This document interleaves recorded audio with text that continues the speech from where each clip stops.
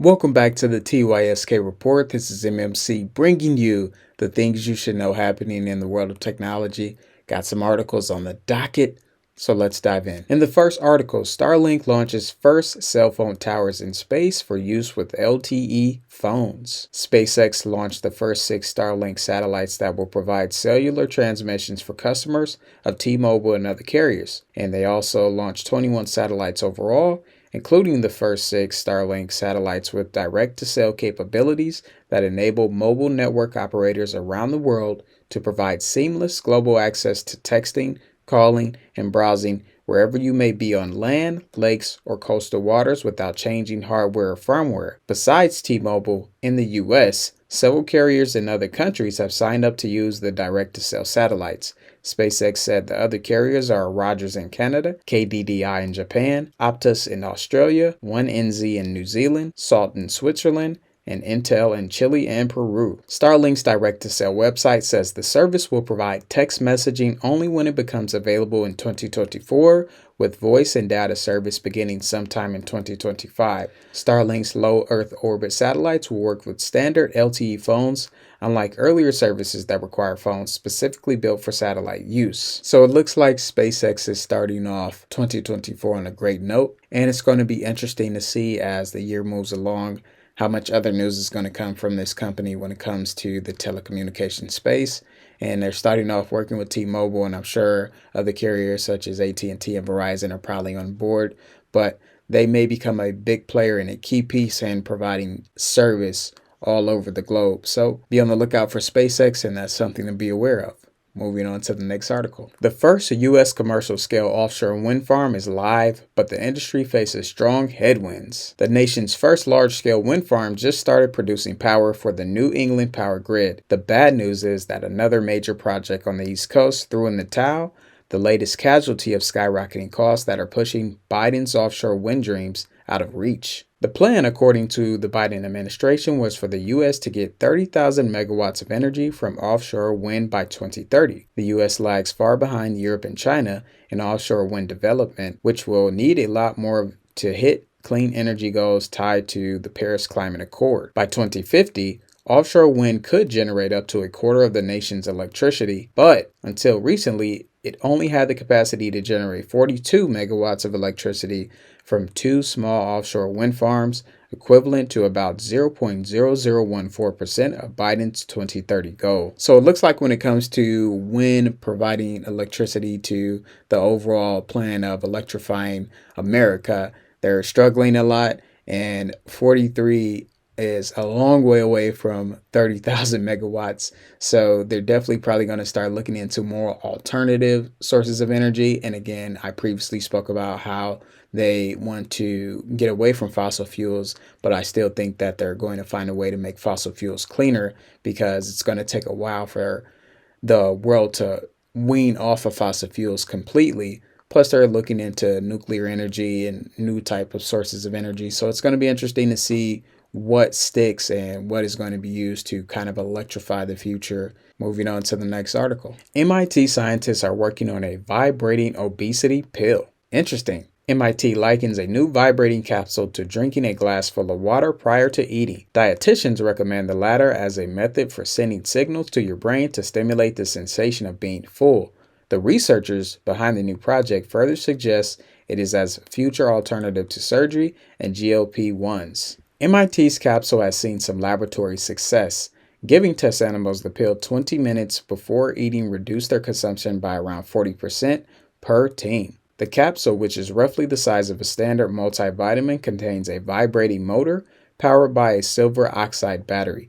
After reaching the stomach, gastric acid dissolves the outside layer and completes the circuit, kickstarting the vibration. Beyond efficacy, the team is working to determine the system's safety. That requires a method for ramping up production and eventually human testing. At scale, our device could be manufactured at a pretty cost-effective price, says postdoc researcher Shiira Shershavinson. So this is just an interesting article to bring to you all, and this is just something to be on the lookout for.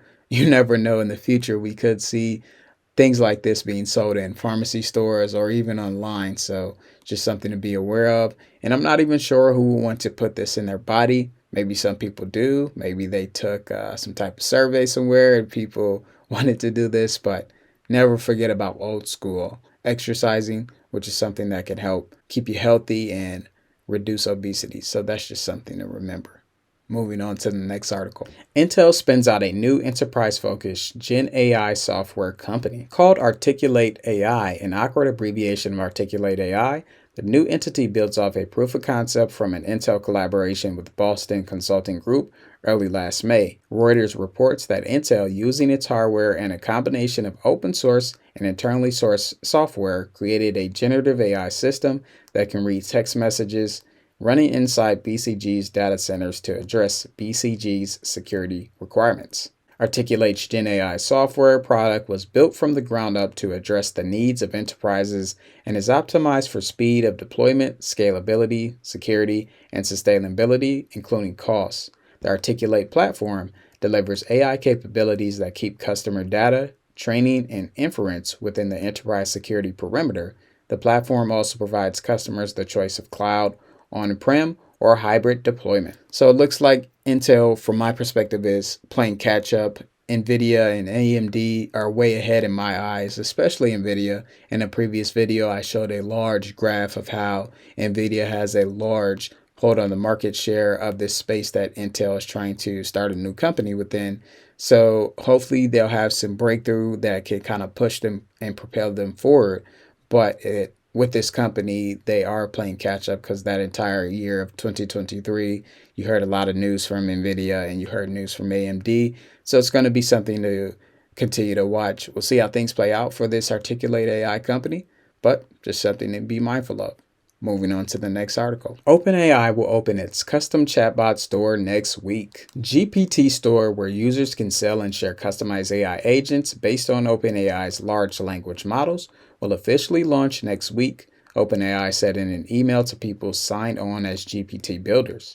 The email asks users to double-check that their GPT creations meet brand guidelines and reminded people to make their GPTs public. OpenAI first announced at its November Developers Conference that it would let other people build AI agents called GPTs using its GPT-4 large language model. It's only available to ChatGPT Plus and Enterprise subscribers and lets people create customized versions of ChatGPT-style chatbots, ranging from one explaining Gen Z memes to one that guides people through negotiations. While custom GPTs built by OpenAI are available through the Explorer tab of the ChatGPT Plus, the store will let users share and monetize their GPTs. OpenAI has said it plans to figure out a way to pay GPT creators based on how much their AI agents on the store are used, but it has not released any other details about the plan. So some very exciting and interesting news coming from OpenAI. And with these GPTs, I believe they're going to be very helpful as people begin to use them when they come out and find them to be more useful. They're going to probably find a way to make them even more seamless and useful for everyone. And soon everyone across the world are going to be using GPTs for different types of tasks. So I think this is going to be a big thing coming from OpenAI, and I'll continue to stay on it and keep you up to date on this information and see how this evolves over the year. So some more great articles, of course, each time I bring them to you. They're always interesting and insightful, but to continue to stay up to date, definitely check out these two videos right here, where I bring you the things you should know happening in the world of technology.